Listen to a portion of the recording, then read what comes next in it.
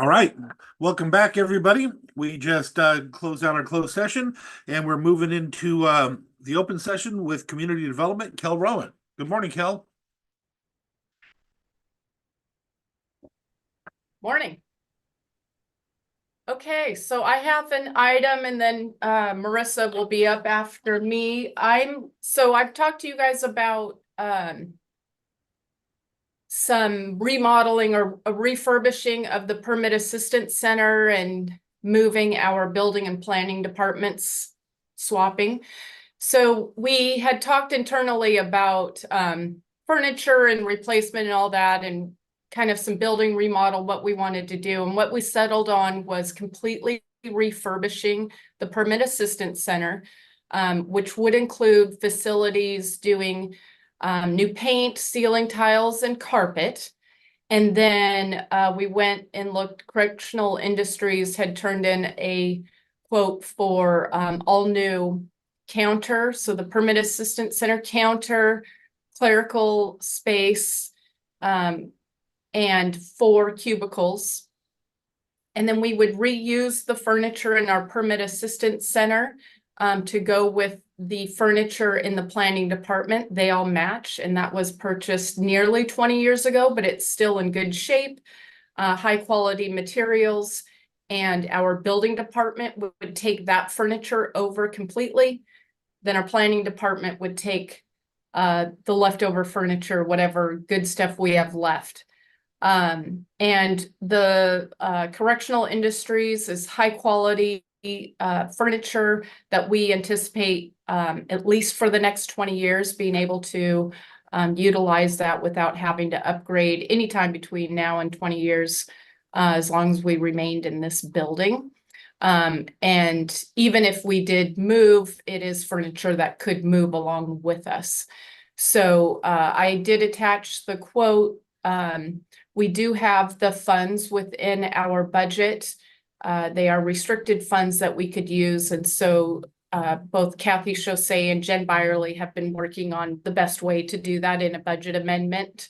And so they can speak to that. I can't speak details, but that is the ideas that we would use existing funds within our budget. Commissioner Schutte.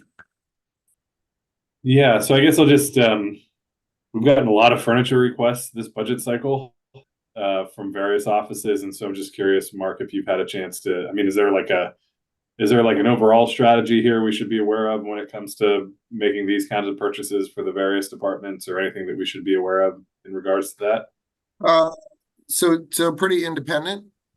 Each area is the stuff that we're moving normally isn't usable in different areas. I do think that the facilities folks keep some available, but the as far as updating the furniture, it's been pretty independent, Commissioner Schutte. Is that what your question was? Is are we coordinating this? Yeah, I mean, I think it just, so the budget or the briefing document says that, there would be a budget amendment in 25 to cover this, but we're also getting a lot of other furniture requests in the 25 budget process. This seems like it's maybe out of cycle with that. Is there any reason for that? Is there like a strategy that we should have in terms of furniture replacement generally? I don't know. These are kind of bigger picture questions, I guess, but yeah, that is a bigger question. This is kind of the first time in my 8 years that I've seen this many significant requests for new furniture in different departments. And so just kind of curious as to how you think we should be approaching it. Does it belong in a PLR also? Yeah, I mean that's kind of the question. Yeah, well, a part of the question for sure. Well, so what Kell is telling me is that she has the budget authority within 2024, but and it would be the budget authority of CDC funds. So these are not funds that are general funds. Is that correct, Kell? Correct. And so she was saying that she wouldn't actually pay the bill until 25. And so since we're cash basis, that the budget would have to be moved to 25 to actually pay the bill off. As far as looking at at furniture, you know, we have done quite a bit of moving. Our public health department moved into a new space, but we utilized the existing furniture that we had there to the new location. For the most part, I think the new furniture that I'm thinking about is within your departments would be this request and district court's new facility. And that's the furniture. Mhm. Did you have something else in mind that you've seen currently, Kevin? Yeah, I thought Superior Court also had requests. I'd have to look at the budget documentation, but it felt like there were other ones as well. Yeah, so Superior Court is I kind of combined Superior Court and District Court together just because the needs of Superior Court is because District Court's going to be taking furniture out of the courthouse Mhm. into Building 10. Yeah, So that is something that we are looking at together. yeah. Do you also Um, include the juvenile detention in that as well? Because they asked for 48,000 for new cabinetry as well. completely different. That new cabinetry is actually in our detention facility. But as far as like combining it all together and seeing if we could get a deal on a bigger purchase, is that the question or? Look, that could be. I mean, those are things that kind of from a facilities perspective, Uh-huh. how are we sort of planning for these things over time and then maximizing the opportunity when they present themselves. So I think that would be a worthwhile thing for you all to talk about is kind of just, if this is truly once every 20 years, then, we're just kind of stuck with that right now, I guess. But, just sort of comprehensively, like, what do we do? So I know there was some conversation earlier about, well, some of these things can be REIT eligible. I get Kell's request. Yours is a restricted fund in DCD. What are the other potential opportunities with that restricted fund that we could also be looking at doing? I guess is the other. Why is this the priority over whatever else is potentially hanging out there? And so I'm not a no. I'm trying to have maybe a more comprehensive conversation about how we go about doing things like this, and then what's the opportunity cost for making this decision versus others. Yeah. Now, So it gets a little bit more complex when we start talking about the dollars. So furniture in and of itself is not REIT eligible. And Jen's going to actually be talking to you a little bit about that today in terms of the district court and superior court move. But when it is part of a bigger build, so we are finishing building 10 and we're actually creating and constructing space, then including furniture that is attached to the building has a different has a different allowability to it, as opposed to just the replacement of old furniture in an existing place, right? So if it's just furniture alone, it's not REIT eligible. If it's part of an overall bigger construction project, then it can be a part of it. And Jen, you can correct me if I'm wrong I on was that. gonna say we have the All-Seeing Oracle has popped up on here. Jen, do you have something you wanted to say on this? I just wanted to be available in case there were any questions. I mean, to me, it makes sense to the 2025, budget amendment that Kell's asking for. I think it would make more sense to put it into the 2025 budget if it's going to be approved. So that's all I wanted to say on that. And then, yeah, just be available for any questions.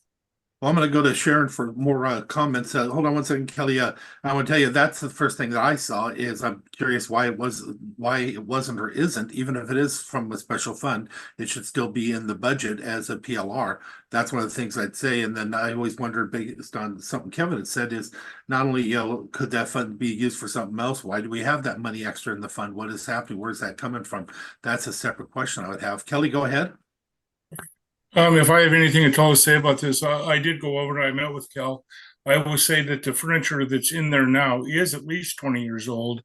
And to move that one more time over to the next area, it might not make it. It is particle board furniture that we bought when I don't know if anybody, DCD was in the parking lot right next to building 5. So it's that furniture that's there. And I'd be afraid to try to move it one more time. Thank you. Sharon? Yeah, and so I'm wondering, I love the furniture that the DOC makes. We had a lot of it at the legislature. It's good, solid furniture. My only thought is, I know that we need furniture. Gosh, I don't know how this desk is, but it's pretty darn amazing. But if we, and I know they would have to come out of different funds. So if we had a quote for the different buildings, could we work out get us a different quote, maybe, less than what they're asking for one building? If we're giving them a lot of orders, maybe they could work something out with us. There's also the state surplus. They've got a lot of really nice furniture. And I think, Kelly, I'm going to call you back on. Isn't there another building that we use the state surplus for? Kelly Frazier, are you available?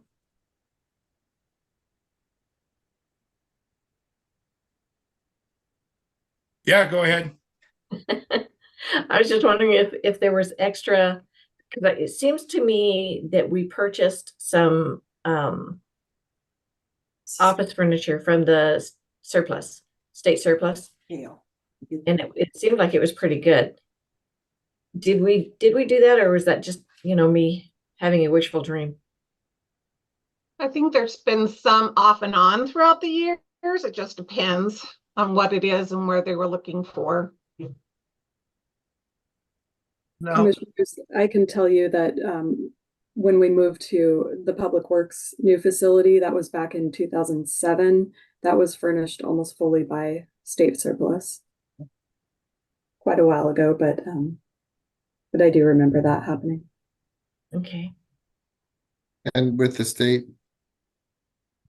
getting rid of a lot of their leased facilities because employees were working from home, I do know that the furniture that is available in the state surplus is definitely not old. Right, Mark, you and I were talking about that earlier. And was it Thurston County that purchased some new, or was it the Secretary of State's office? Secretary of State's office, when they moved their elections division, they went to state surplus, and I got a picture of the furniture that Patrick McDonald was able to find. And of course, he's kind of a hound dog when it comes to that kind of stuff and goes and monitors it, but he found some really nice professional looking furniture that was, I think, 2 years old, he said. But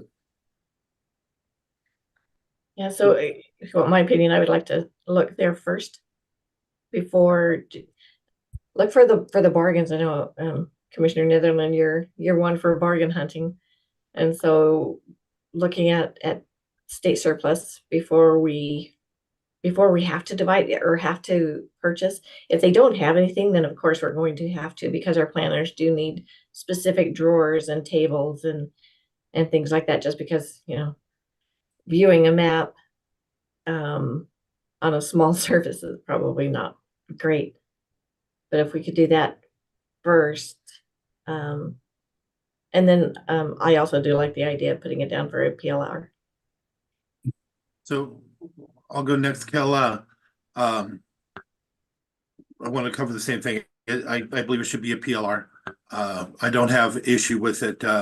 I always like the idea, as Commissioner Trask mentioned, of looking at other options and stuff like that. I'd like to know about the funds and why we have those extra funds and where it comes from. But the one thing I do notice on your paperwork that you sent in is you have a specific design, which I would assume would be the highest and best use for the ground that you have to work with. And that may be another reason why you did it the way you did it here.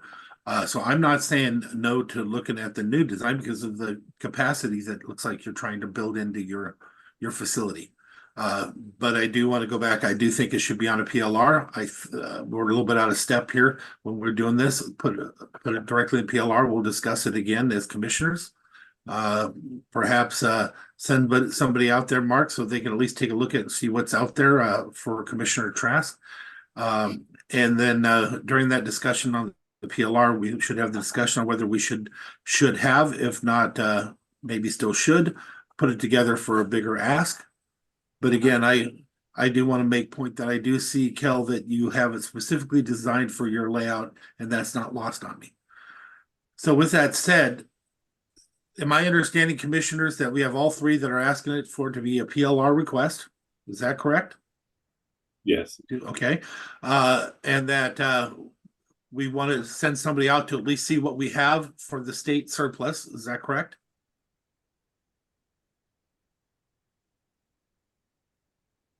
I'm waiting, Kevin. Say that again.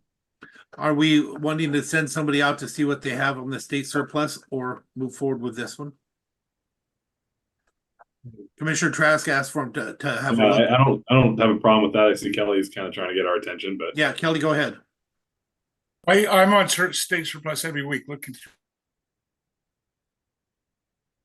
Whatever you have is. No, I see other bodies moving, so it's just Kelly.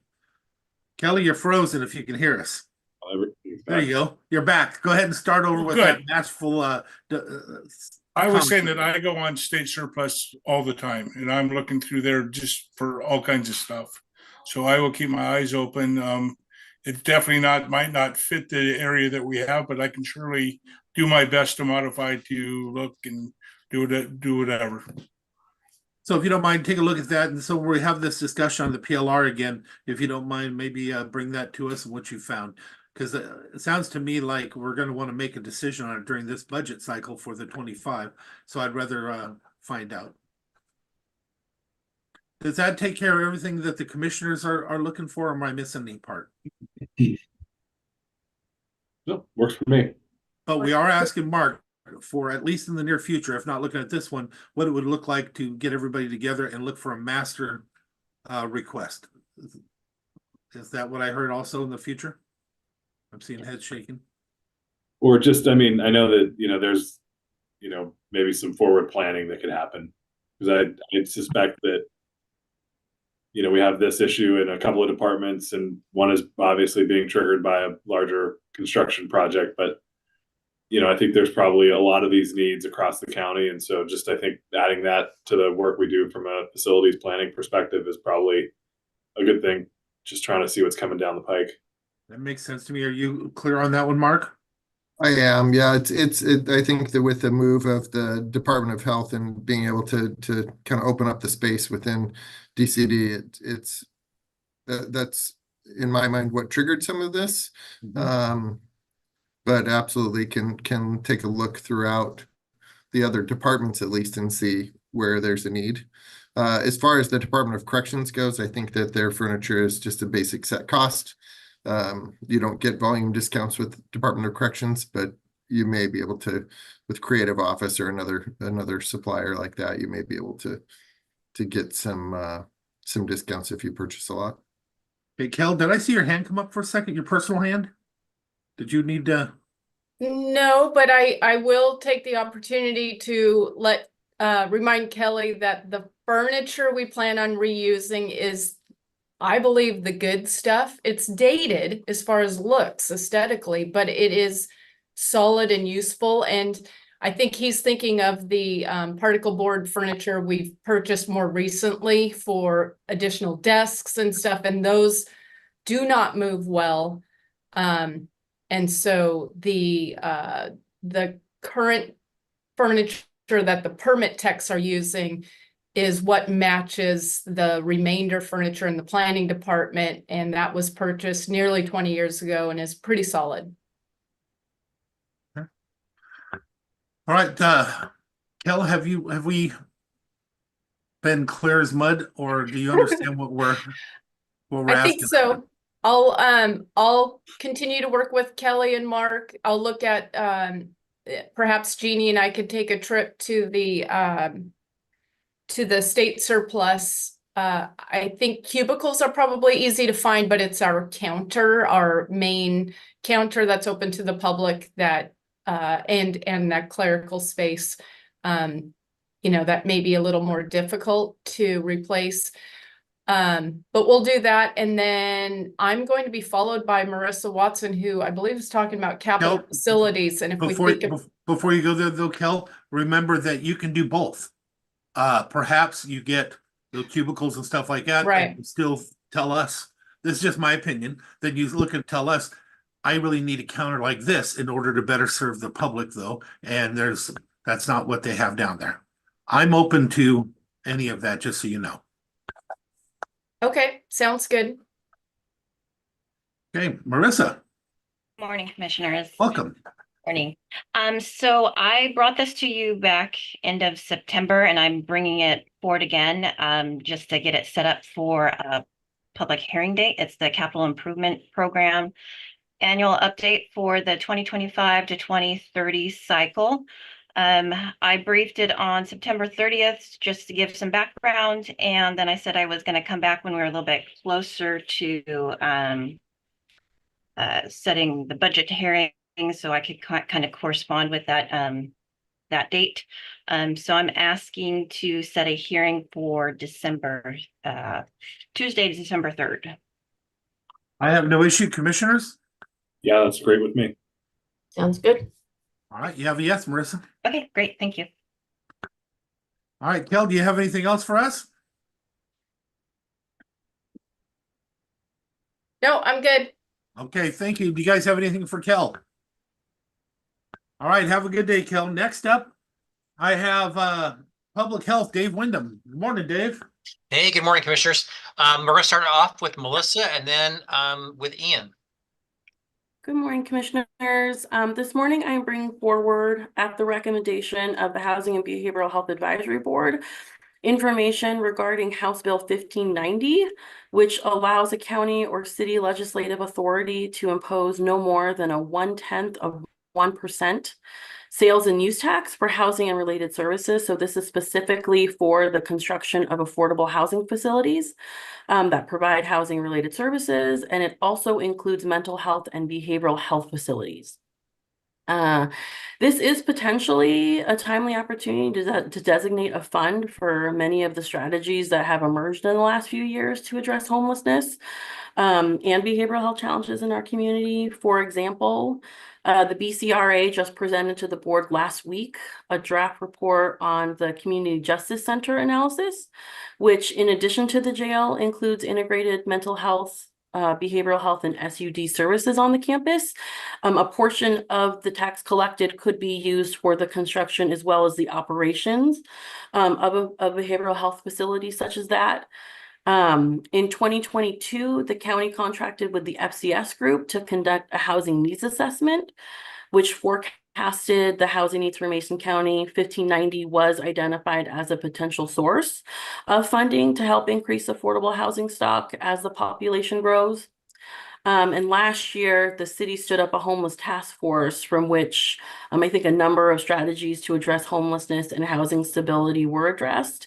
It is my understanding that the recommendation from the Housing and Behavioral Health Advisory Board was also brought to the city of Shelton. They've had at least one study session, I think, on October 8th. And so on behalf, again, of the advisory board, I am now bringing this recommendation to the Board of County Commissioners just for your discussion and consideration. The Housing and Behavioral Health Advisory Board does meet again this Wednesday, so I am happy to bring back questions, comments, anything the county would like to discuss or proceed with. Kevin, you brought this forward. Would you like to start off? Yeah, so actually I wasn't at the meeting when they adopted this, just for the record, but this is something that they have discussed in the past, and I think it does merit some consideration. I believe the city is preparing to take action on this or have a hearing on it in November. And so I do think the one question that I would have is, how does this operate? Like, is it similar to the public safety sales tax, where if the city adopts it first, then or if the county were to adopt it first, would that impede the city's ability to adopt it and collect on it? And so I'd want to be a good partner with them and make sure that any decisions that we made didn't affect whatever decisions that they have already going through their legislative process. So I do think that this is, given the recommendations of BCRA, housing needs assessment, and of course the ongoing issues that we've had with homelessness in the county, that this might be a good opportunity for us to look at providing some or bringing in some new providers, or actually doing a housing project along the lines of a permanent supportive housing project or something like that. And so I would be supportive, but I think my main concern is not jamming the city up as they continue through their process. Commissioner Trask. Or wait, Commissioner Mark, would you like to answer some? Yeah, go ahead. Answer some of the stuff he was bringing up, because I saw your head moving. My apologies, Commissioner Trask. So I actually talked with the city manager here last week, in that he had a workshop on it with his city council, and then he's bringing it back before them November 19th to actually take a vote on it. The Commissioner Schutte is correct that it depending on how, in what sequence it happens, depends on who gets the money. So if the city were to actually enact it, it would apply to all sales in city limits. Then if the county were to do it afterwards, obviously the county applies to unincorporated Mason County area, but the county would then be responsible for the collection. So all of it would come to the county, and then we would remit to the city the amount that they had imposed already. If the county went first, the county could collect all of it. So they could apply it to the entire county. The county could collect all of it, and then the county could decide whether they actually shared with the city or not. This is definitely something that the city of Shelton has been talking about. Would agree with Commissioner Schutte. This isn't something when I talked to Mark Ziegler, I told him that the county was not in a competition to try and get this first. And in fact, I hadn't even really heard much about it, talked at our meetings and these briefings. So this being brought up now is, I think, more of a timing issue than anything else, in that it's kind of a topic that individual governments are talking about, and so it's a topic of conversation. So I didn't get any request from any one of the three of you to actually pursue this revenue at this time, but definitely would look into it more if that's something that you'd like us to take a look at. Commissioner Trask. Yeah, I always watch the city meetings just so I can see what they're doing and see what's happening, at that local level. And they did bring this up. There's a lot of concern from the council members, and I appreciate their concerns also, because those are my concerns. One thing that wasn't talked about, and one thing that I would like to know is, if we do this, I would want a good solid plan moving forward. Just putting a tax out there and collecting it and then maybe doing something with it, I'm not real comfortable with it. And I do know that I looked at the House bill, and I mean, it says a lot, but I want to make sure that if we do something, we're able to do this.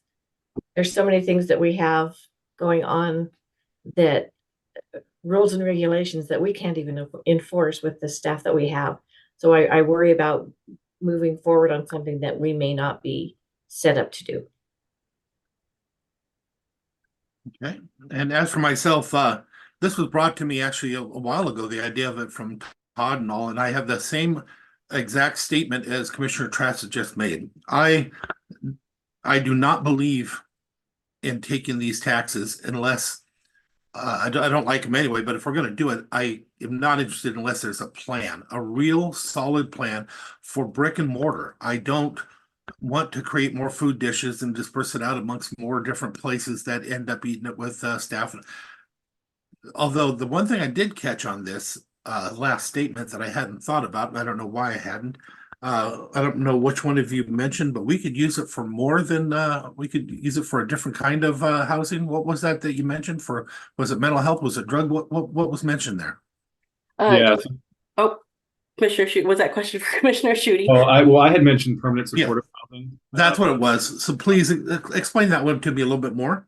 Yeah, so there's a number of providers that that build affordable housing units that are for people who are in recovery or coming out of behavioral health or substance use treatment. And their programming includes, some case management and some other wraparound supports for the residents who are living in those.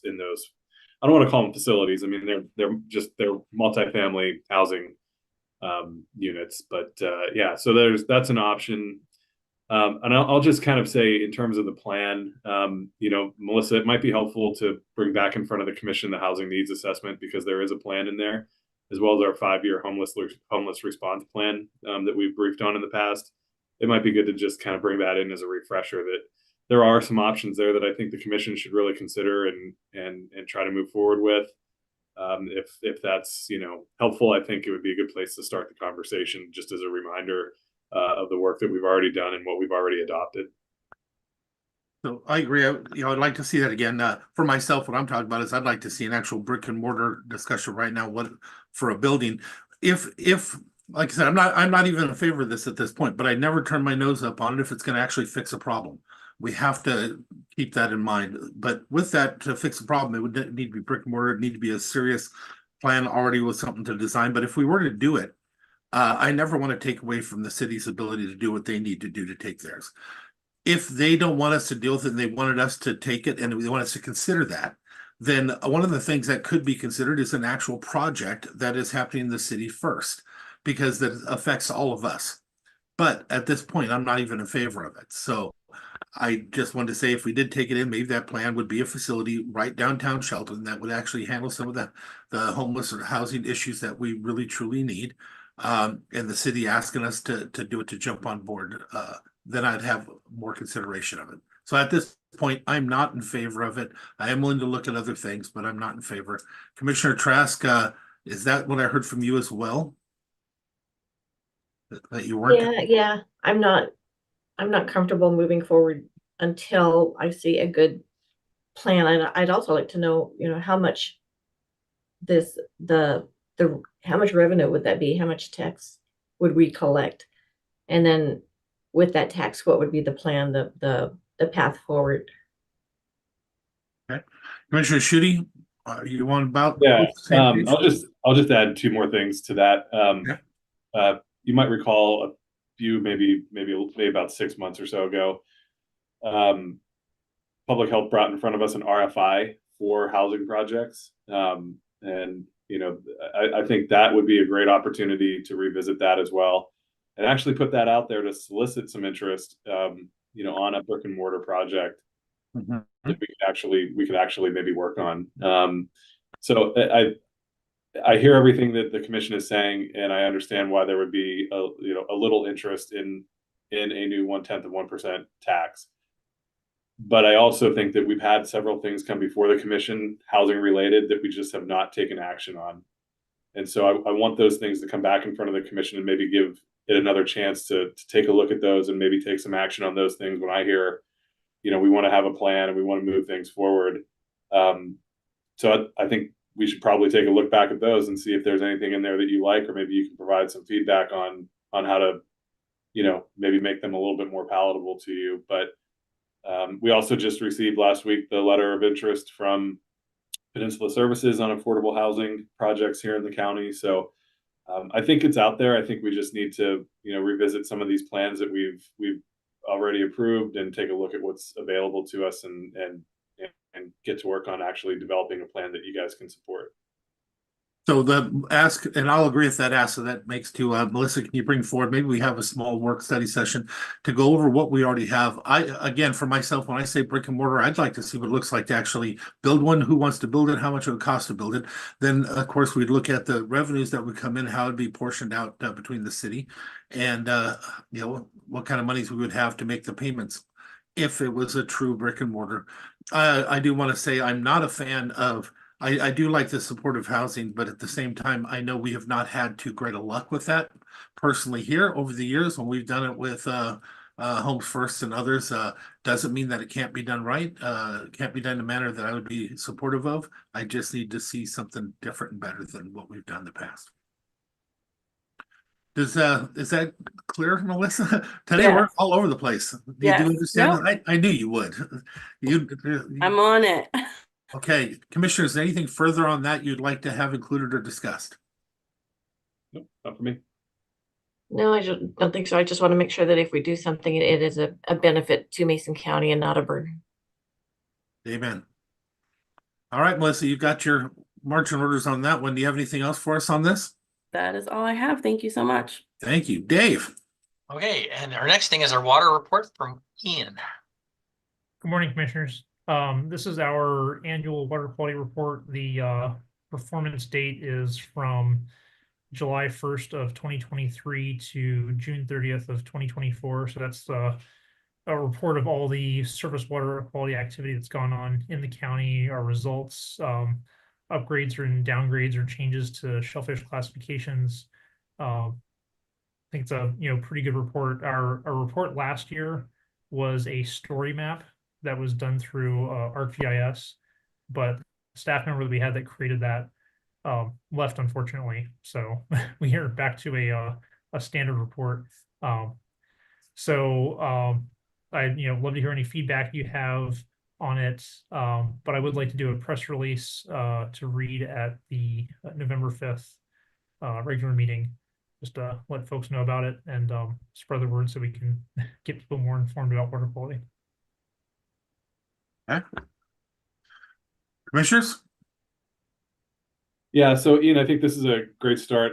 Just the one thing that I would recommend to you is the maps are great, but I would try to work in some pictures of your staff out in the community with water quality work.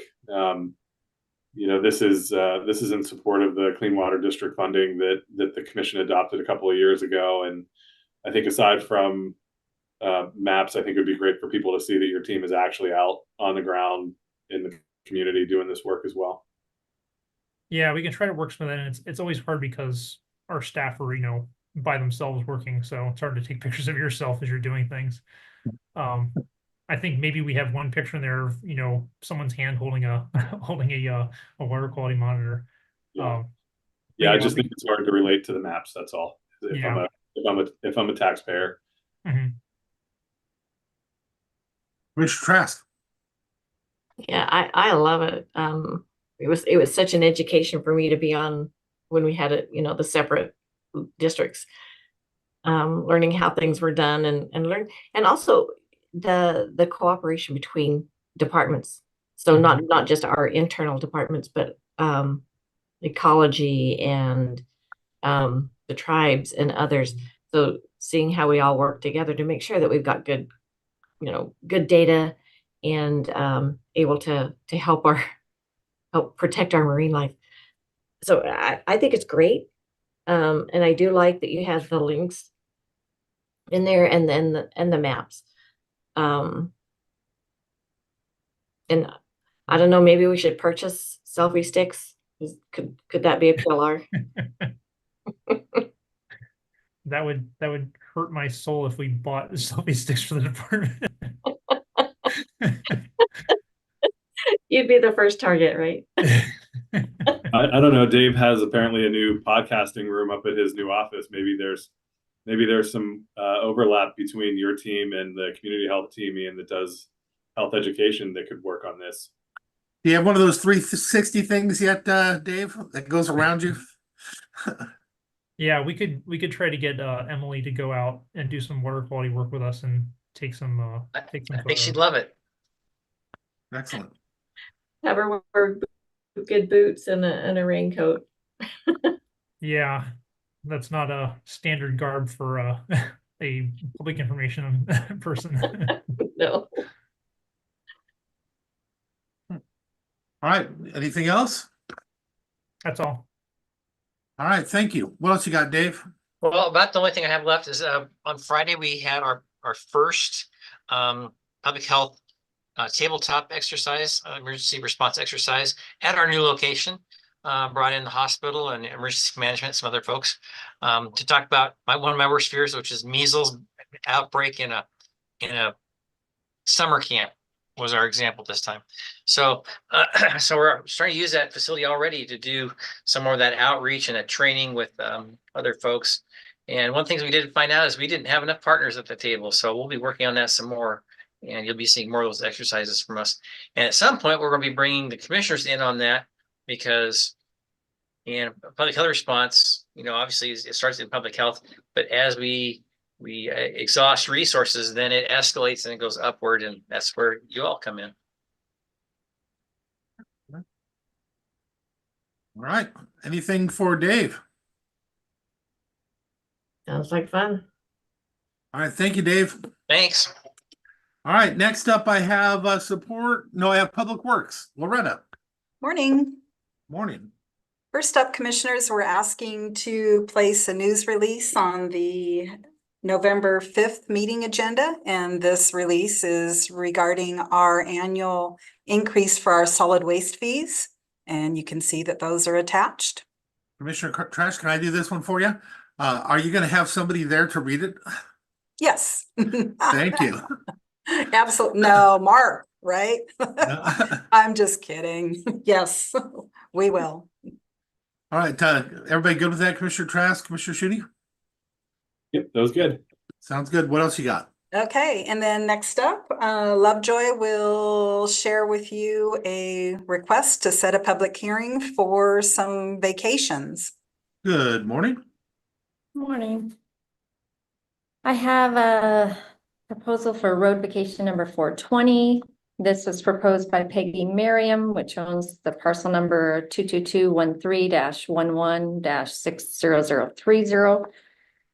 They propose to vacate a whole bunch of different streets and avenues within her parcel and adjacent to. It would include Wildwood, Bay, Brook, Canal, Park Streets, 6th Avenue, lying within, and 5th and 7th Avenue adjacent to her resultant parcel 1 of the boundary line adjustment.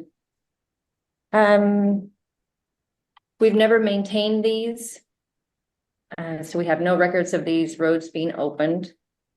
They were dedicated February 6th of 1913 for Liquid Plat F, and there makes them a Class A, which would require 50% compensation. We've figured it out to be 20 cents per square foot. Compensation due would be $19,815.60. We've deemed it not necessary for future use for the county road system. The public would benefit with it being taxed, relieve us of the liability. Let's see, they've paid the administrative fee, and the compensation fee of the $19,815.60 would be due prior to the approval. We are recommending the board approve and execute the resolution setting a hearing date for December 11th, 2024 at 1 p.m. And just for a background information, the lot south of this parcel, the streets were vacated back in 2021, subject to them recording ingress and egress and gross for the other parcels that weren't owned. So their access is coming from the south. The property in general for the Liquid Plat F was, the lots and blocks were vacated back in 1956, but the streets weren't included at that time because there were so many different ownerships. So I think that's it. Commissioner Schutte. Good setting the hearing. Commissioner Trask as well, and as well as myself. What else we got? Thank you. Thank you. Oh, thank you, Lovejoy. Next up, we have some follow-up regarding the community outreach for Razor Road, and I'll kick that over to Mike. As of now, we've set the date of November 12th, about 5:30 in the afternoon at North Mason High School for a public hearing for Razor Road prior to that, we are actually sending out, or we have drafted a survey monkey to send out the residents to kind of open their eyes about it and ask them some questions. I believe Loretta has forwarded that to you. Have you already set the date for sure? Date is set. Okay, I will not be there. You can move the date. Yeah, we can move the date, Commissioner. I thought for some reason that Kelly and McKinsey were coordinating commissioner calendars. Well, and it may not, But yeah, we can move it. try to We'll turn get over a back. new leaf and spend some time with my family a little bit. Of course. And that was, Yeah, we'll regroup and find another date and time. I think the 12th was an opportunity as well, but that may not be good also. So that's what you just said was the 12th. we'll follow up. Oh, excuse me, the 13th was the other possibility. Just that 1 week. Yeah, okay. We'll find an alternate date. And then commissioners, if you could take a look at the very short survey, and definitely welcome any comments or suggestions about any changes before that goes out as well. Yeah. Any comments, any of that, commissioners? Okay. Not for me right now. All right, what else you got, Loretta? Okay, and then follow up, please don't have a heart attack. This is a typo, 10/28, not 11/28. So we've had a meeting or two about this, and we previously sent out some follow-up. Commissioner Trask, you had a question about questions or comments received from the tribes. And then Commissioner Netherland, well, actually all commissioners, but in particular, taking a look at providing different bits of information regarding capacity. So we've been nailing that down, and then also reviewing and commenting on the draft itself. So we're on track and on target for our follow-up briefing next Monday. Questions? Nope. Not for me. Go ahead. What else you got next? I'm waiting for this next one. I'm curious for a better explanation. Okay, for the Skokomish community meeting, Commissioner. This is follow-up outreach with the community about the acquisitions for the restoration project. And so we've got a postcard going out. The church has already published a meeting notice about that, but it's to talk about how we're pivoting basically, and following up on the continued efforts for the restoration projects, but with a different partnership and smaller packaging of the projects rather than an approach of one big project. So that's the purpose of that meeting. Commissioner Schutte, will you be attending? Is this something that you want the commission to attend in a whole? I plan to be there. I don't know that you all need to plan to be there. Good enough for me. Commissioner Trask, are you comfortable with that? Okay, thank you. Okay. And then just a reminder that we've got an upcoming hearing on the franchise agreement. This is a renewal. And then the planned ribbon cutting ceremony for 11/7. And we're looking at the early afternoon for that. So just want to make sure that that still looks okay on calendars. And if so, we'll get moving on notifications and invitations and all those fun things. Questions or comments for Loretta? All those dates look good for me. So if you're waiting to hear anything on the calendar, good on my end. Okay. Yeah, it looks okay. I do have a meeting at 2. But I could probably pawn that off because this is so important. And please make sure that the Public Works Board knows about this ribbon cutting. It's important that we get them there. Very important that we get them there. So just make sure that they're good with that and that they can attend. Okay. And I think the other thing I wanted to note, commissioners, is that we do have scheduled for the end of this week an afternoon observation of the Southside School traffic patterns and pickup going on. So just want to make you aware that that's on the calendar as well. Okay. And I think that's all I've got.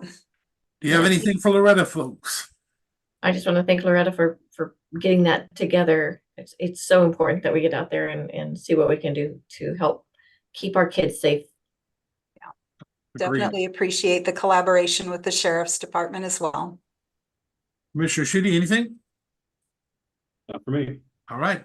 Thank you very much, Loretta. Have a great day. Thank you. Yep, you too. Next up, I have support services. Mark. Alrighty, jump right into it, Mary. Want to talk about our non-rep salary scale update? Yes. So this morning, I'm coming back with fulfilling the requests from the commissioners to add those interesting miscellaneous positions onto the non-rep scale. We had looked at a couple options about slotting them onto the scale. However, that just didn't look right. So we're going to just at the bottom of the non-rep scale put, you know, them separately as hourly because that's how they're handled. And then also they would be eligible for the 2% or whatever the across the board is per year. However, we wanted to talk about timing of when to add them to the scale, which is why there's not a resolution before you yet. So looking at it, adding them now would not take into account the 2% for 25, which then might skew some of the budget requests because the numbers would be a little bit different. And so would it be 2% on top of any approved budget requests, or would it be 2% on the rates as they are now, and then budget would be after? I'm just trying to figure out in what order would you like this? If I can jump in first on that one, what I prefer is just for it to start January 1. But that's my preference. Commissioner Sheedy? Yeah, that seems reasonable. Commissioner Trask? Yep, I agree. There you go. Okay. And include the 2%, I would assume at the, yep. Everybody's head is shaking, yes. Okay, sounds good. Thank you. Thank you. Thanks, Mark. Mary. Yep, jumping into Jen, your September financial reports. Good morning. I'm going to share my screen. Okay. Beginning on page 2 is the current expense revenue. We have received so far through September $34,129,889 compared to last year at the same time, $33,425,959. We're at 76% of our budgeted revenue this year in current expense compared to 78% last year.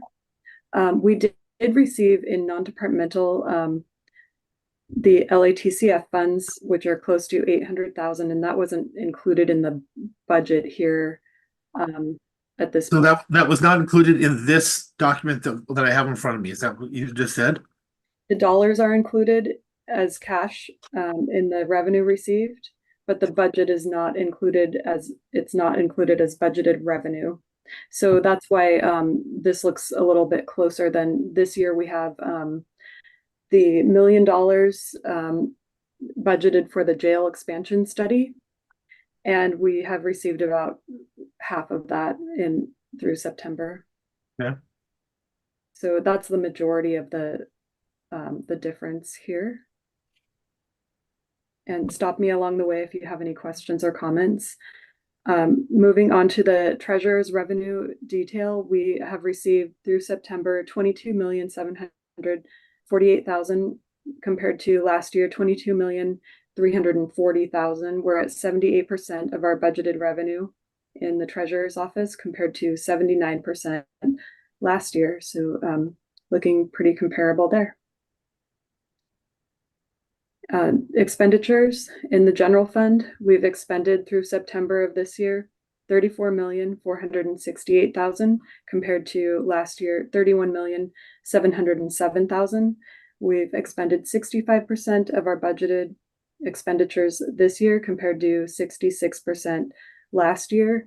And in the next couple of weeks, we will be bringing forward the 2024 budget amendment requests. Most of them, I believe we've talked about. I'll be reaching out to a couple of departments to see if they need one, if I don't hear from them. We are going to be asking for a big amendment for the risk pool insurance. It was much higher than what we had anticipated or what we had budgeted. So you have that number offhand? Offhand, I believe it was 460,000. Okay, thank you. You're welcome. On the special fund, the revenue streams comparison, we are up in our community development revenues, which is great. Our property taxes are looking very consistent, as we would expect.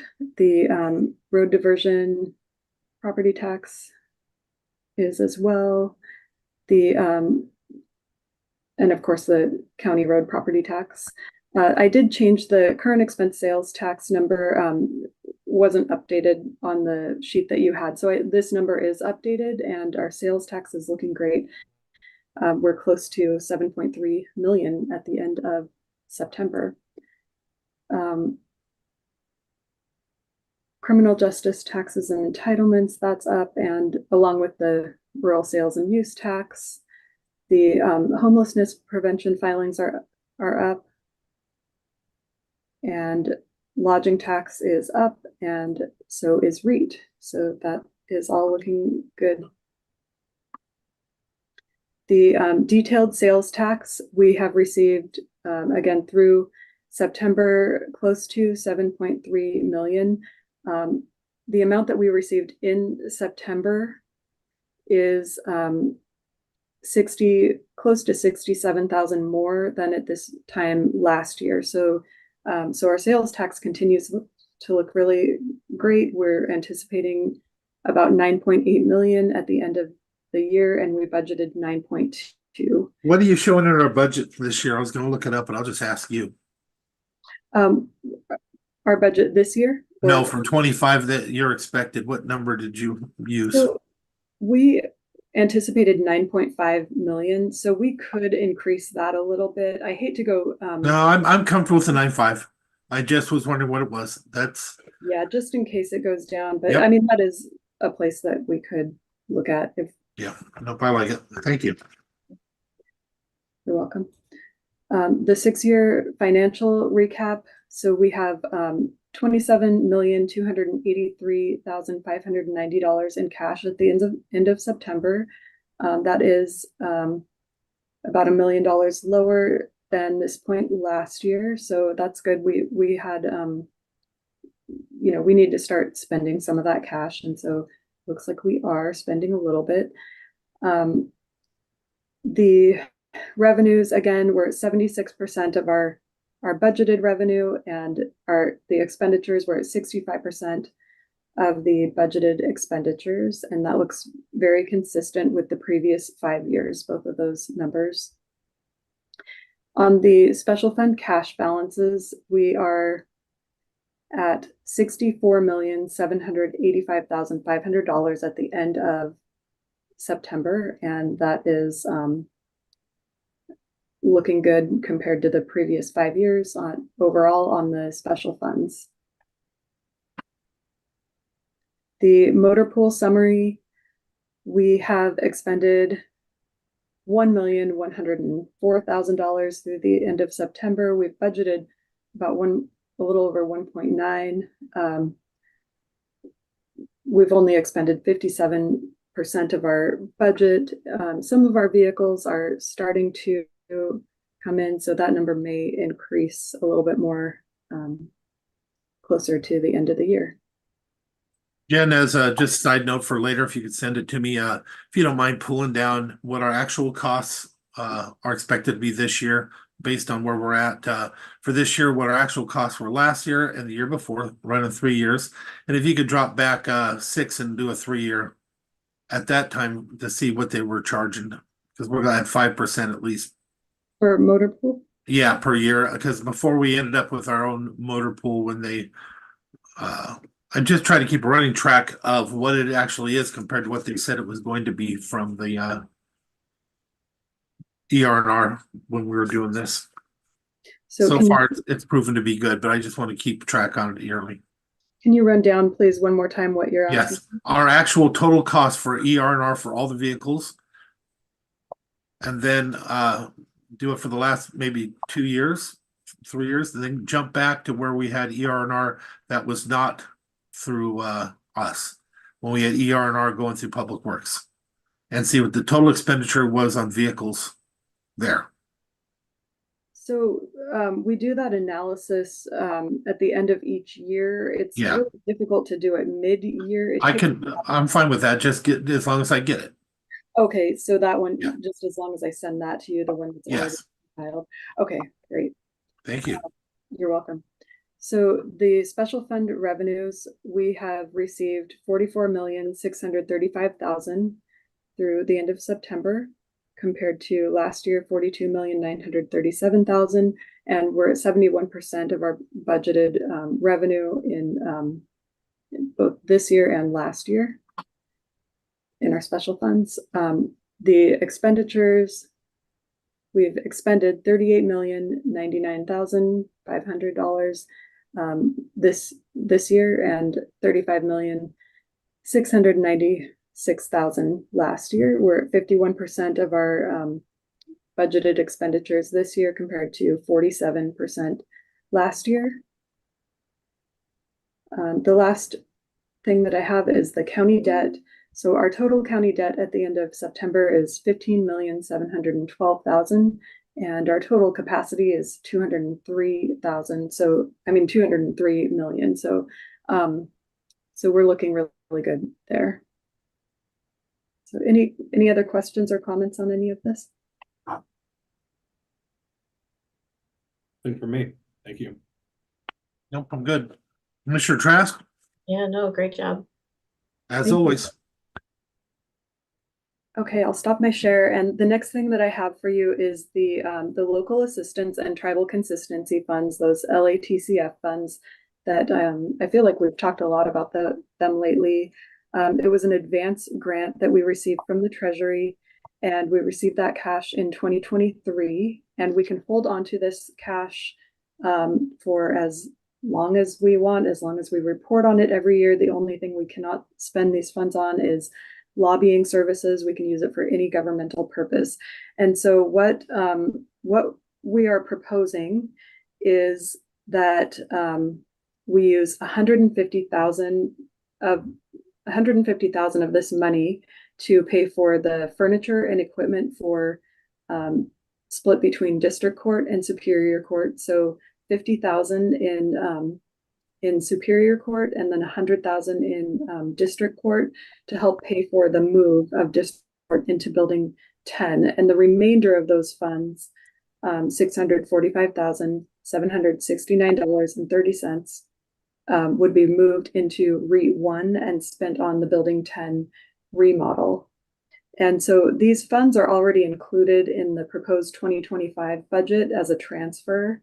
But after talking with Mark about it and Superior Court and District Court, we were thinking that it would be better to leave 150,000 of those funds in current expense and move the rest as a transfer. That way, as soon as we move those funds into REIT, they're constrained by whatever rules REIT has. So we wouldn't be able to buy the furniture and equipment with them. So that's the proposal. And this is not for the JAVS equipment. Just wanted to be really clear on that. It's not for the JAVS or the case management system. That would come out of trial court improvement funds. And that's 78,000, I believe, is what district court is asking for to use out of trial court improvement for the JAVS and the case management system. So just wanted to get your thoughts and see if you're okay. I'm supportive, but I gotta ask you, if we're gonna take it out of general fund, is there any other stuff that we could supplant into REIT that we're taking out of general fund now?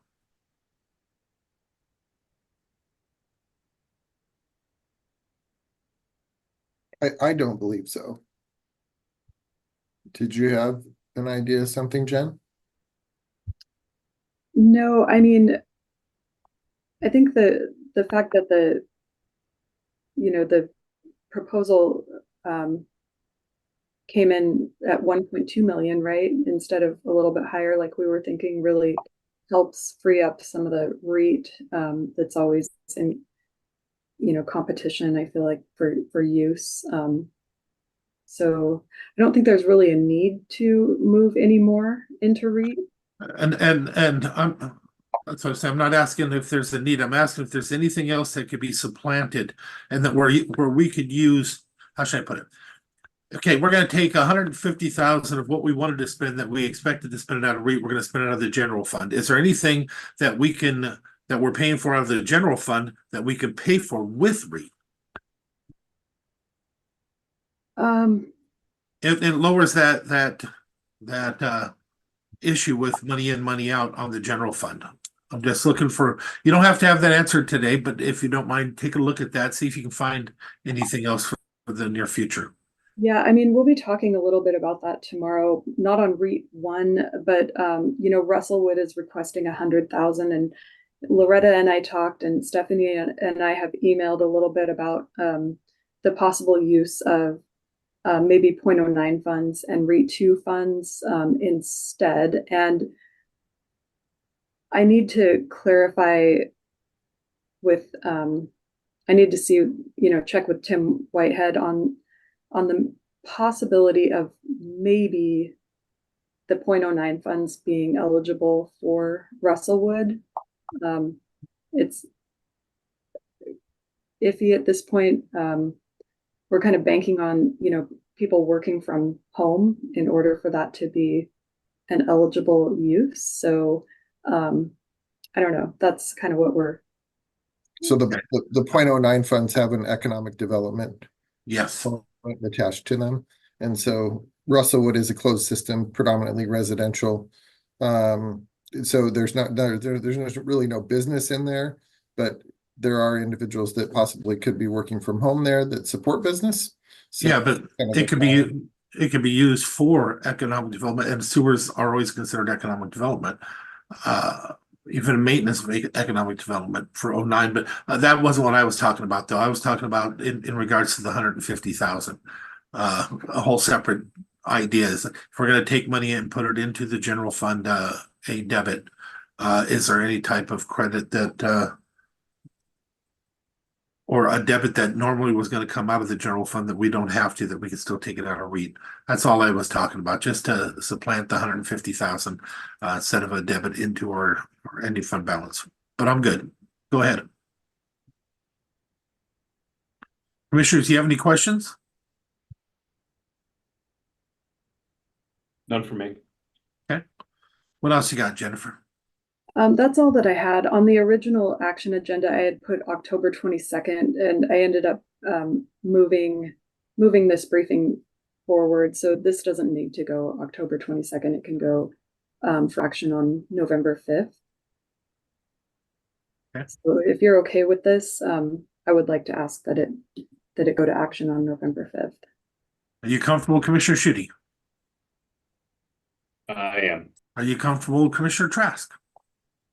There we go. You have 3. That's all I had. Thanks. All right, Mark. Alrighty, John. You want to talk about our Department of Fish and Wildlife Spencer Lake project? Yes, good morning, Commissioners. The Department of Fish and Wildlife approached us asking for a letter of support for a grant that they're submitting for Spencer Lake. They want to update the American with Disability Act facilities that are out there to bring them up to code. They've asked for a letter of support from us. However, they need the letter by 10/25. So we asked that Mark be able to sign that letter. We have one drafted, which is in the packet, but we're asking that Mark be able to sign that because the next time we can get it on the schedule will be beyond their application submission date. Are we in So, competition with anything on this grant? I'm sorry? Is the county in any way in competition with anything on this grant request? No, sir. This is a Washington State grant they're applying for. Yeah. Commissioners? No issue with me. The alternative, I don't know if would want to put this on tomorrow morning's agenda for us to sign it, but I'm certainly comfortable with Mark signing it. Yeah, same. As am I, because I think right now we don't have anything new that we've added on, so I get to walk out of this door safely when I go past Mackenzie at this point. I'd like to keep it that way. And that's all I have, Commissioners. All right, Mark, it sounds like you have all three asking you, since it is a consensus. Would you mind signing that for the commission? And take care of that. Last item on there is approval from the commissioners to accept the WASAC BEAD grant. So the BEAD money is the broadband access. So it's a bunch of billions of dollars coming through the federal government that can expand broadband out into rural areas. There's an application process coming up, and some of the providers within Mason County have to apply for this money, have to apply for this grant. And so there's quite a bit of work that goes into that. Got approval from the board to apply for a grant through WASAC. I had actually applied originally for $50,000, 25 going to HCC and 25 going to PUD3. We were awarded $37,500. And so what I would recommend is that we now create individual contracts with PUD3 and HCC for $18,750 apiece. And they will utilize these funds, and they'll have to get reimbursed for it. It'll be a reimbursement contract, so they would submit the expenses that they incur in putting together the application for the main BEAD grant, and we would reimburse them up to $18,750. I'm comfortable, commissioners. Commissioner Trask? Oh, absolutely. This is a great opportunity. Commissioner Schutte? I'm supportive as well. Good job, Mark. Great. Yeah. That's all I got for you. Okay, do you have anything for Mark, commissioners? Then I'm going to ask, the way we have this on the schedule, usually we go into a special meeting for Finance Committee, but are we rolling that right into this one? Is that what I'm understanding? That is correct. We're just going to start at the end of your business for your briefing session. So if you need a break, we can do that and then start, but yeah, I think we should end this meeting because you chair the next one. That's correct. And so I think we should actually end this one. Is there any further commissioner discussion? Not for me. Okay, then I will entertain a motion to end our briefing for the Mason County Commission. Second. Okay, we have a motion and a second here. No objection. We are closing the briefing, and Lisa, it's all you. All right. I just need to know if our auditor, Steve Dunkel, is out there. Here he is. Perfect. Good morning, everybody. I'm going to call the quarterly meeting for our Finance Committee to order. And I presented all the documentation in my report to you. So hopefully you have that. And some of this information will be kind of duplicated in that Jennifer did your monthly financials. So we'll start with page 1 of the packet. And again, September 30th, our cash balance was $27,124,322.91. And that was, as she noted, slightly less by 1.17 million from last year. Below, you can see that our general and reserve contingency policy information is there, and we still meet that 25% expenditure to cash, so we're doing good there as well. Madam Chair, is that technology replacement, is that number accurate? I thought we did 500,000 on that. I will have to check on that. That was what I pulled up from her last report, but I will check on that for you. Thank you. On page 2 of our report is the cash and investments. And at the end of September, we had 270.797 million invested. And the breakdown in our checking was 19 million at the end of the month. Our impressed accounts are at 67,000. And as you can see, we had 251 million in investments, and those are broken down for you. I would just report that the gain loss is actually in a positive for the first time in a long time, where our interest rates are higher than what the interest rates are in some cases. And so if we were to have to sell our portfolio, we would have a gain of $137,000, which isn't much, but it is something. The benchmark for the 90-day T-bill rate is 4.64%. As you can see, the state pull rate at the end of September was 5.25%, and our market rate, agency and treasuries investments, at a 1.74. As you're well aware, the Fed's cut interest rates last month.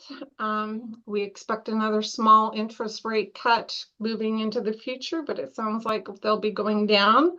I think our portfolio is at a really good place right now. We don't have very many callables, so those that we have and held to market have the 4 to 5% interest rates out there that we were able to secure when interest rates are at their highest. Those monies in the LGIP will fluctuate faster because the LIG is a short-term investment. And so as those rates go down, the rates in that will go down as well. But we've done really good so far in 2024 through 9/30 of 2024. We had budgeted $900,000 and we have doubled that. We're at 1.9 million in investment interest for the year.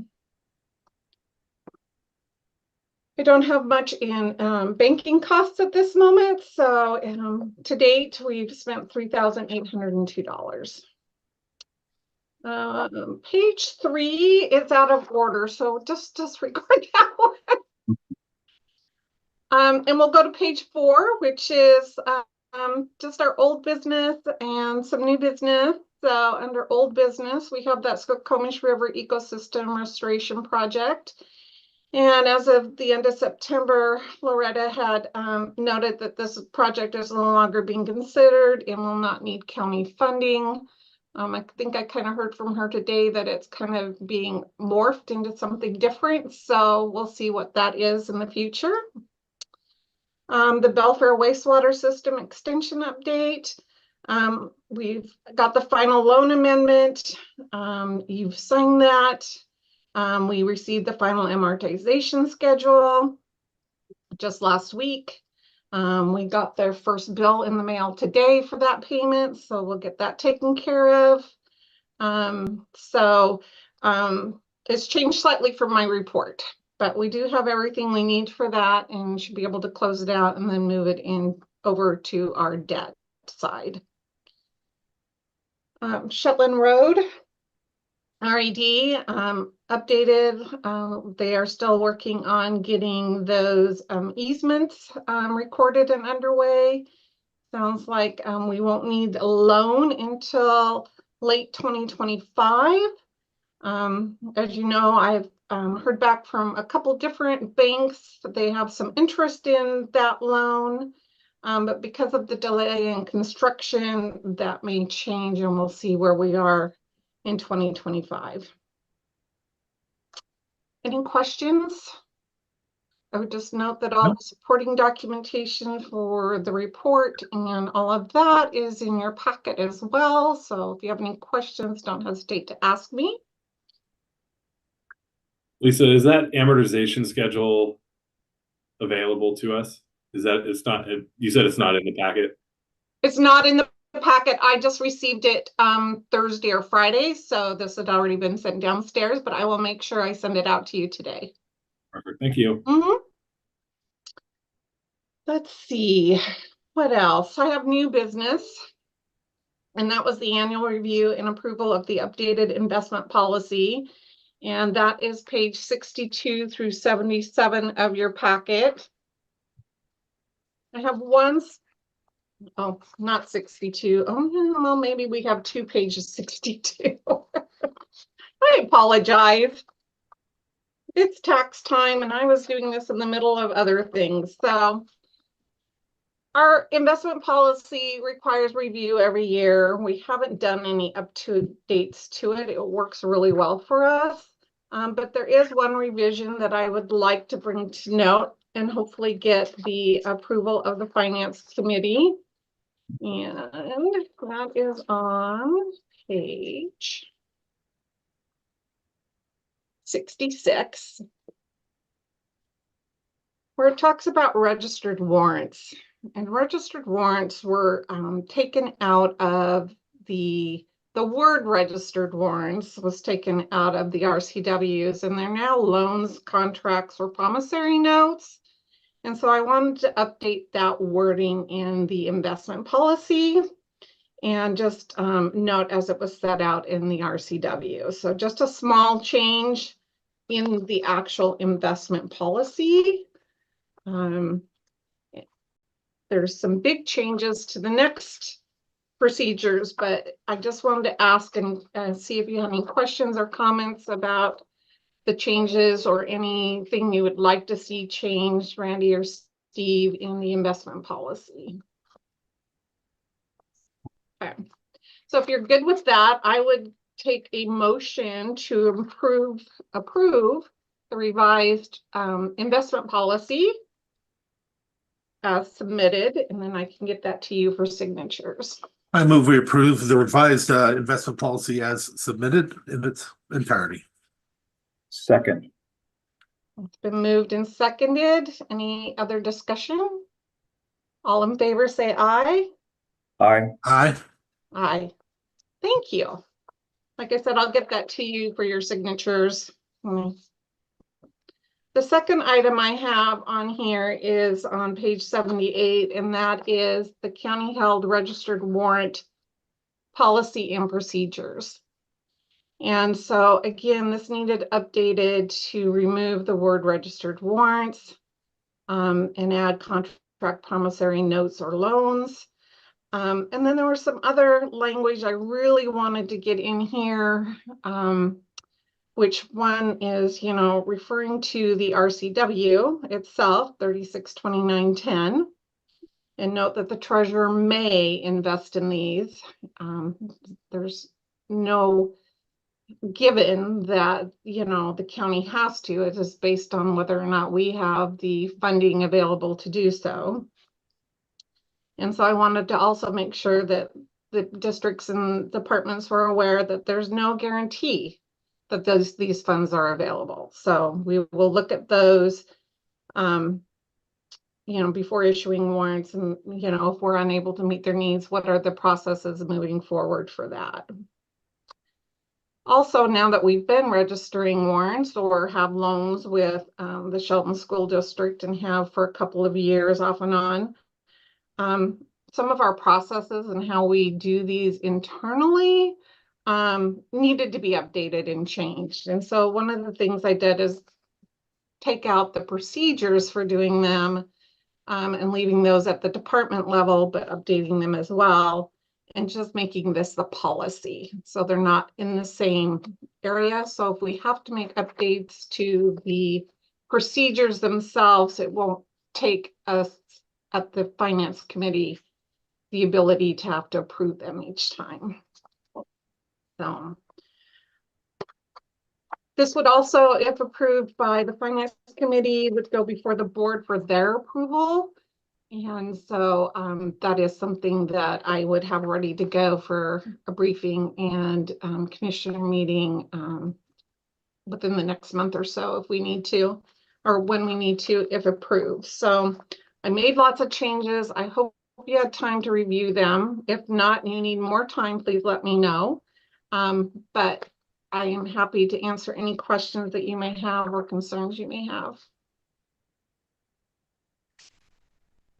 Well, I've reviewed the changes and I move that we accept them, the proposed revisions in their entirety. I'll second. It's been moved and seconded to accept the changes to the county held contract promissory note loan policy. Is there any further discussion? All in favor? Aye. Aye. Perfect. Thank you. I appreciate that. And we'll look forward to, I'll get this to the finance committee for their signature, and then again, I'll move it to the board for their approval. So a couple more steps in that one. That is all I have. Is there anything else for the good of the order today? Not hearing any, then I will let you guys get back to your beautiful rainy Monday and everything else we need to do. And I thank you for joining us.